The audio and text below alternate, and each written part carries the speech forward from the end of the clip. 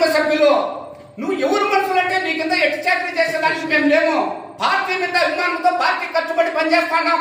నీ కింద వాళ్ళ కింద పనిచేయటం లేదు. మేము గమనించి నువ్వు ఏం మాట్లాడతావో దాన్ని దృష్టిలో పెట్టుకొని పార్టీ మనోభావాలు దెబ్బతినకుండా కార్యకర్తలకు ఆలోచన చేసి మాట్లాడితే బాగుంటది. కానీ నువ్వు ముక్కుసూటిగా మాట్లాడితే బాగుండదయ్యా సుభాష్ సుబ్రహ్మణ్యం గారు.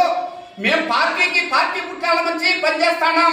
ఈ పొద్దుటికి ఊరకు ఓటేసి ఇంట్లో ఉన్నట్లే నడికి గుడ్డ కట్టి కట్టె శాత బట్టి సావుకు రేపు తెగించి బూతుల్లో పనిచేస్తున్నాం. అది గమనించు. నువ్వు కాకుండా నీ అనుచరులు అడిగి తెలుసుకో.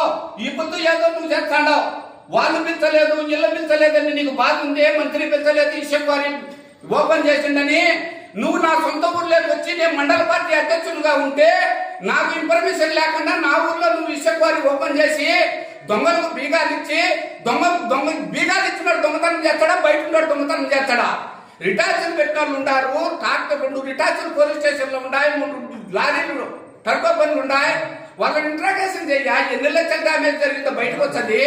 ఇవన్నీ నువ్వు విచారించకుండా ఇసుక కోరి వైసీపీ వాళ్ళు దొంగతనం, వైసీపీ వాళ్ళని నీ ఎమ్మటొచ్చిన దొంగతనం చేసిన బయట ఉన్నాడు. ఎవరున్నాడు?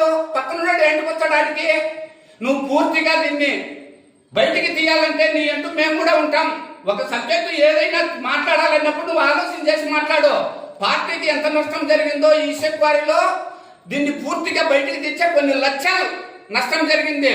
ఈ పొద్దు ఎన్ని తూకుముట్టలు పోతాను. ఒక్కొక్క లోడుకి 20,000 నుంచి 25,000 తీసుకుంటారు. బిల్లులు లేవు. పోలీస్ స్టేషన్ కాడ ఉన్నాయి పడి. వచ్చి నువ్వు విచారించే తెలుస్తుంది. అన్న కూర్చొని ప్రెస్ మీట్ పెడితే లాభమే ఉంది. స్థానికంగా మేము ఉండం. మమ్మల్ని ఏ పొద్దున్న మేము ఫోన్ చేస్తే ఎత్తినవా? నా సొంతంగా నేను మండల పార్టీ అధ్యక్షులుగా ఉండే ఇతరులు ఫోన్ చేసినా నీకు ఏ పొద్దు నువ్వు ఫోన్ లిఫ్ట్ చేయవు. ఏంటిగా మేమేం తప్పు చేసినాం? పార్టీకి ఏం నష్టం చేసినాం? నువ్వు వచ్చి విచారించు. నువ్వు ఫలానా తప్పు చేసిన నిలిది దానికి సమాధానం చెప్తాం. ఎవడో తప్పుడు మాటలు చెప్తే, బోగస్ మాటలు చెప్తే నమ్మి నువ్వు ఎంత మాత్రం నువ్వు రాజకీయం చేస్తావయ్యా? నువ్వు రాజకీయానికి అనర్పునివి.